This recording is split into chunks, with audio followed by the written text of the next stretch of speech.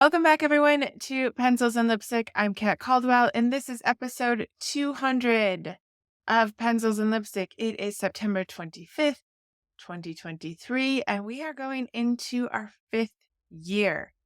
Now, probably none of you have been listening to this podcast since 2019, and I know podcast listeners ebb and flow, but to anyone out there, whether they can hear this or not, who have listened to even one episode, I really appreciate you. Thank you so much for listening. Thank you for giving comments sometimes too, because I get comments on YouTube or on Spotify now. There's like a comment section. Thank you always for your comments. It makes me feel like I'm not talking to nobody. I like talk to myself here on the camera. But I just really appreciate you. I cannot believe we're at 200. I've done 200 recordings. If you know me or you knew me like in 2018, probably never would have thought that I would be recording, you know, a podcast for this long. And then putting it up on YouTube. Yes, we are on YouTube. I'm on YouTube. Pencils and Lipstick is on YouTube. It's at Pencils and Lipstick because that's what we're called. You can watch me forget that the camera's mirrored.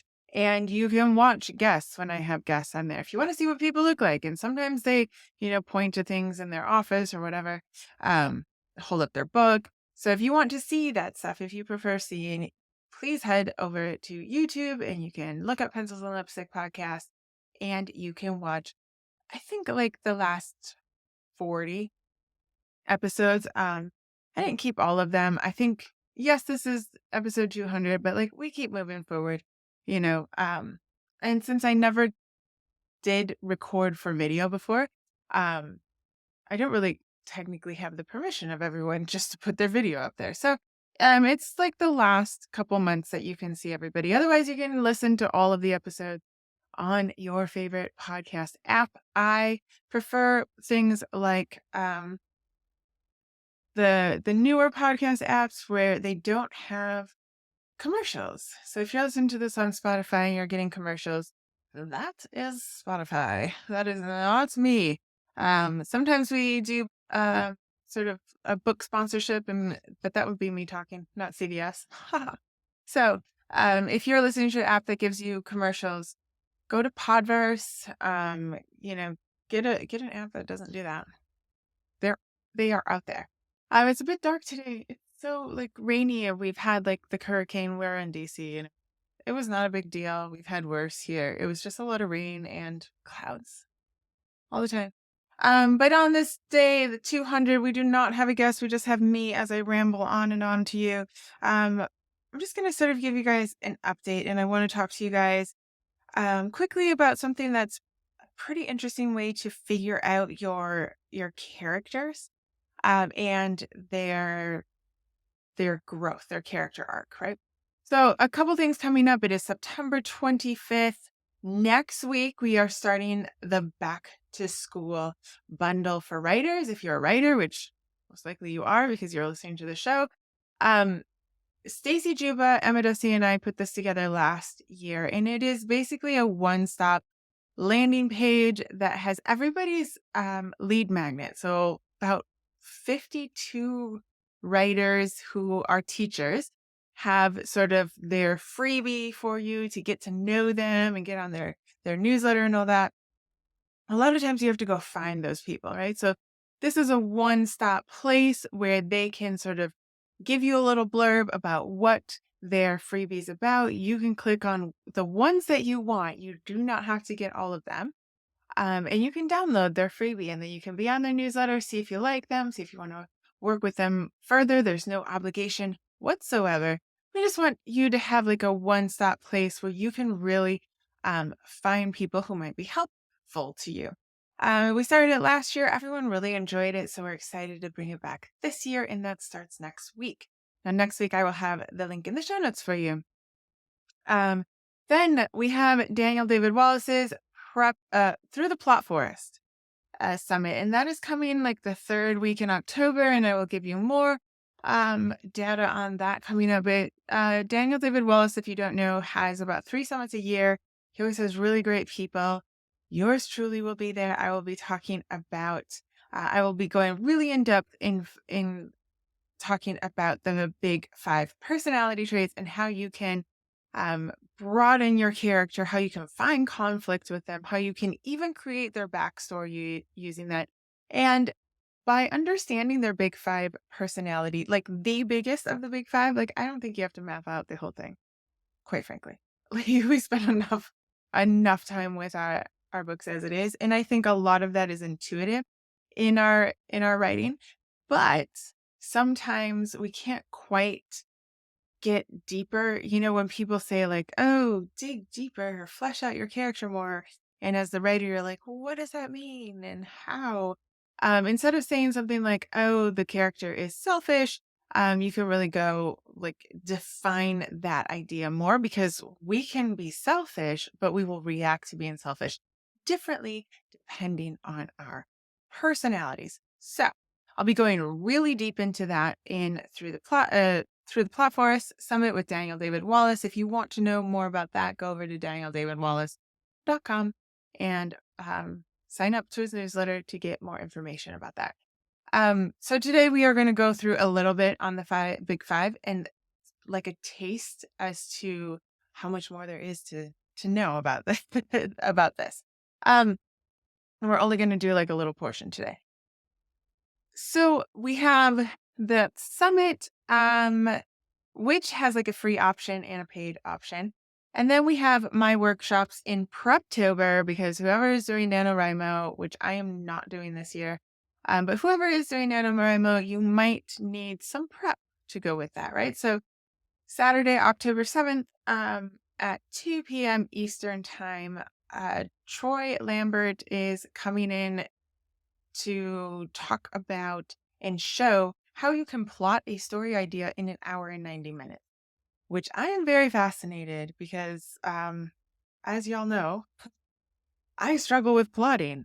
I really have to write before I can like rearrange things, but I would love it if my brain could like figure out plotting. So I will be hosting that workshop and yeah, I will be very fascinated to see this.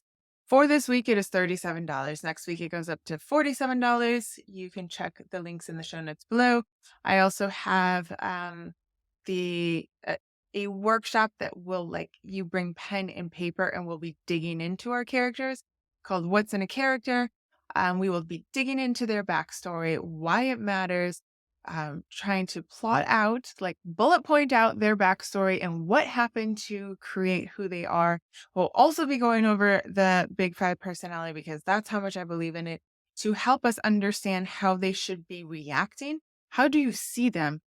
Because you will see your characters in your heads, right? So how can we get that on paper and then make sure that their reactions going forward just make sense to who you have in your head and that you don't get sort of swayed by whatever book you're reading, whatever movie you're watching, by whatever mood whim you're on, because that happens. You don't want your character to change too much. If you need them to change, they are gonna have to go back and like change them.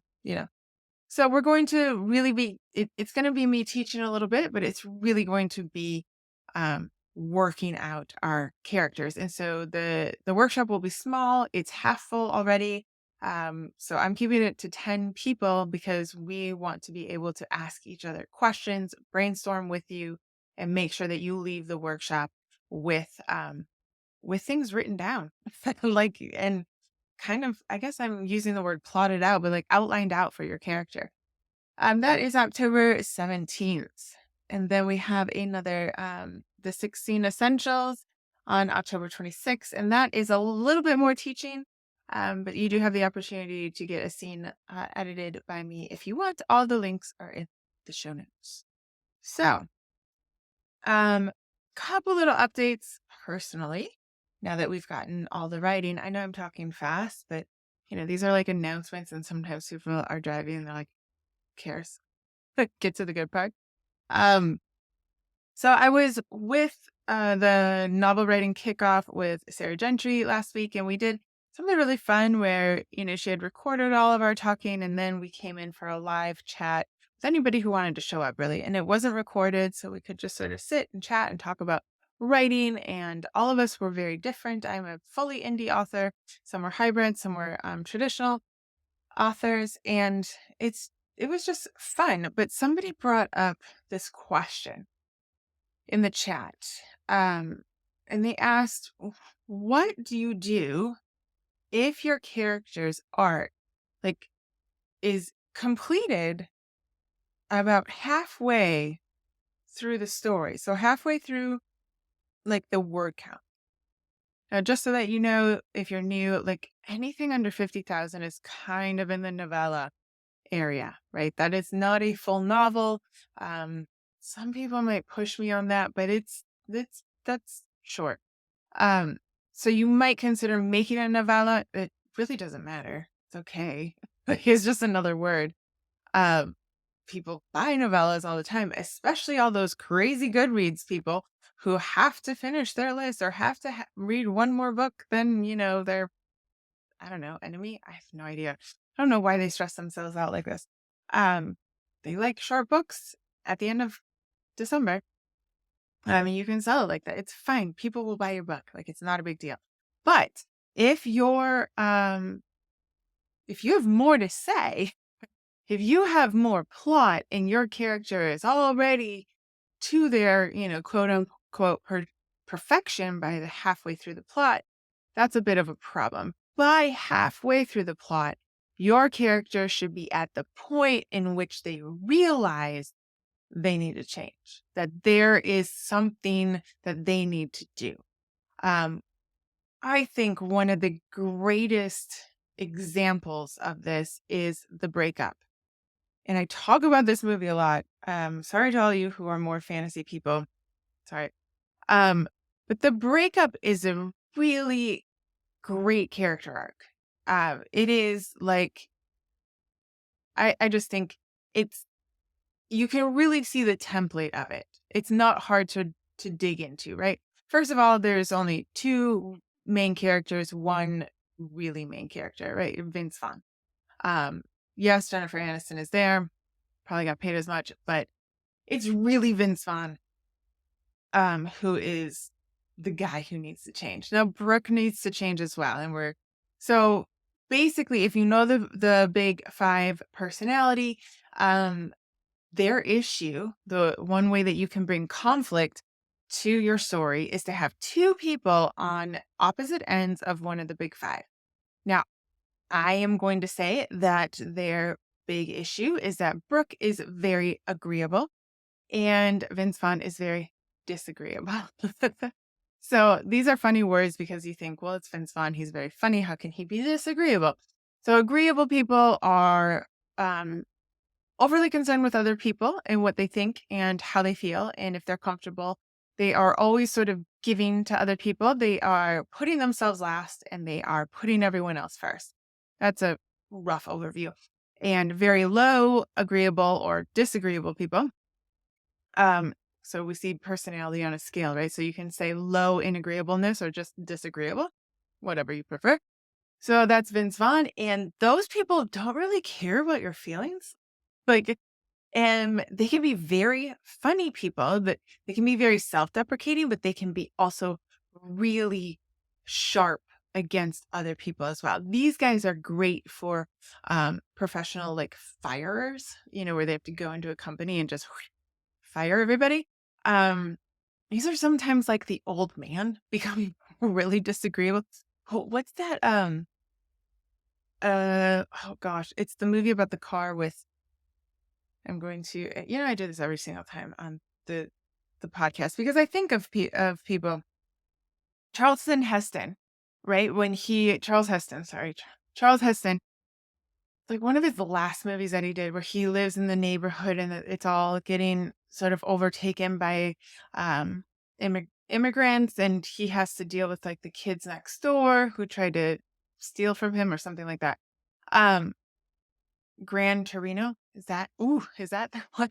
Anyway, he's really disagreeable, right? Like he will tell people what they think and they're just like, who does that?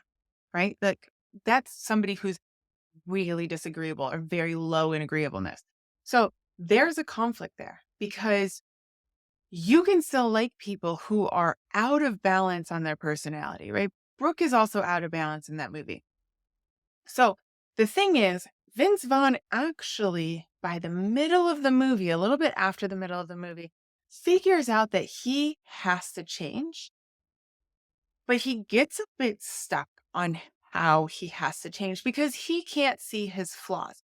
Like he can see that he's going to lose Brooke after he like does his sort of vengeance and like, I am not wrong and you're the one that's wrong. And he's doing all these things that hurt her and and she's kind of doing things that are hurtful to him, right? They're kind of at each other's throats. But then he sort of realizes he needs to do something, but he's not sure what. And in fact, it really culminates in that moment where they had bought those concert tickets together and he can't quite get himself to go because he's just at a loss as to what he needs to do. But he has realized that he needs to change, right?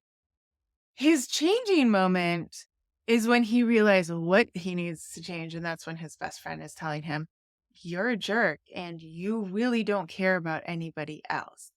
Um, anyway, so if he had gotten that halfway through the movie and then like spent his time quickly changing, I'm not sure it would have been as satisfactory of a movie. Some people hate the end of that movie, but I think it's very true to life in many ways because that's a hard thing to just change right away, right?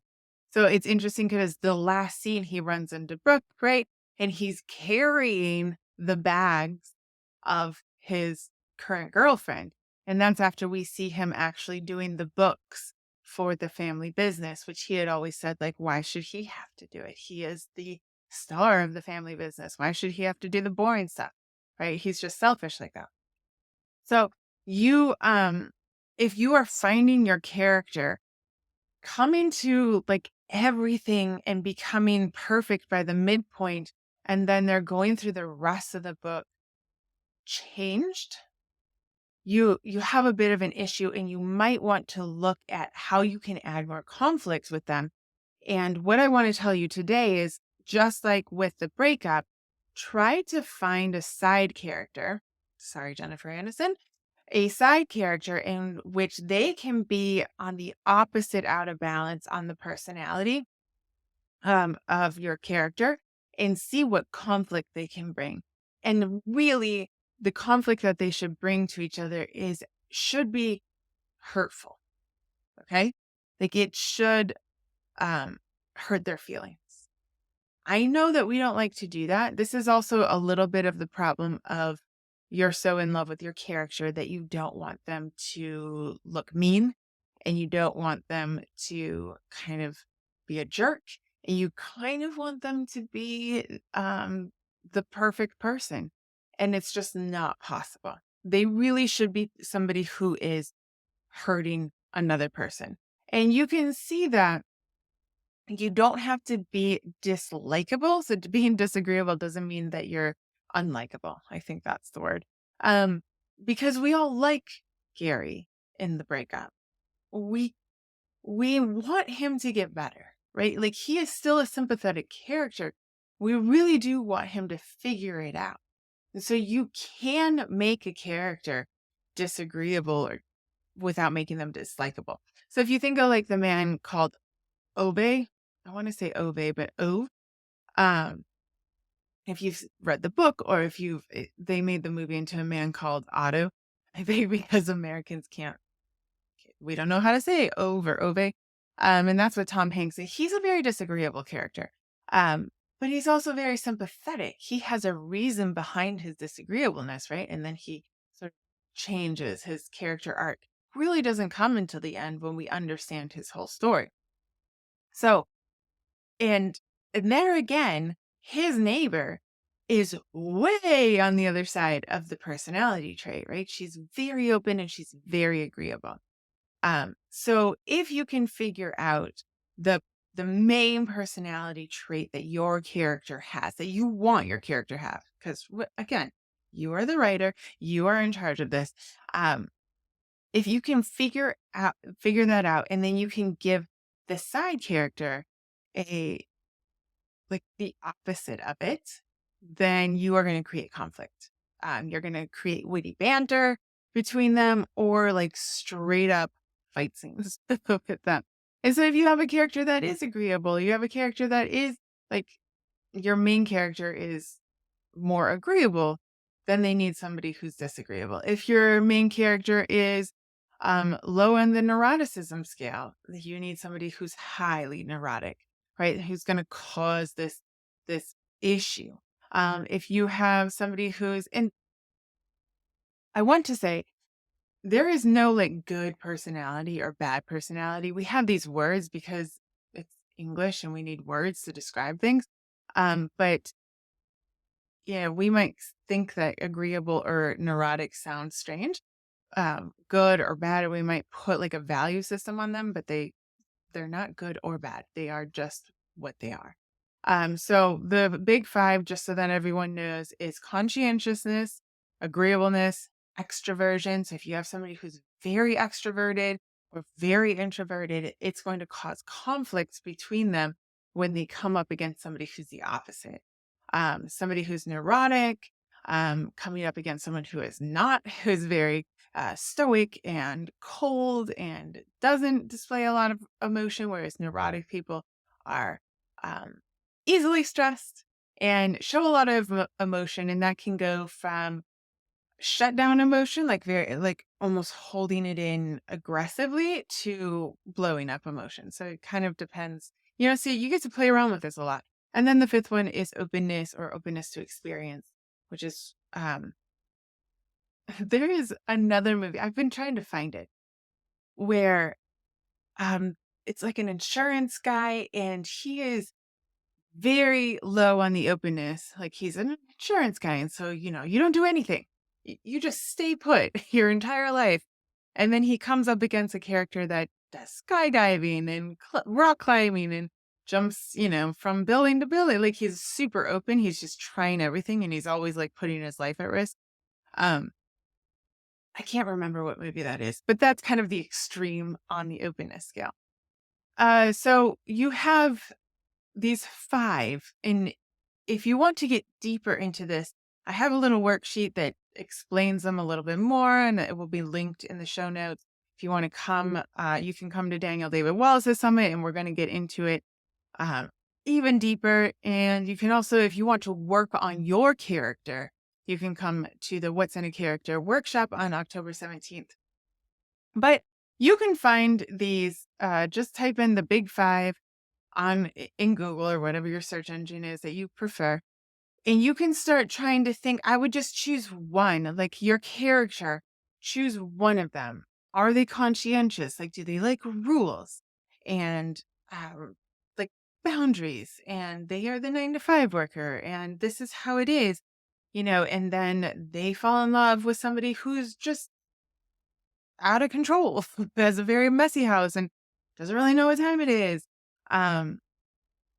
Isn't that, oh my gosh, every single time I do this, there's so many movies that you can think of where like that is the main issue, or books where they are, it's usually like a military guy has rules and boundaries and laws, and this is how we're doing it. And his kids are like, regimented or whatever. And then he falls in love with a woman who's very creative.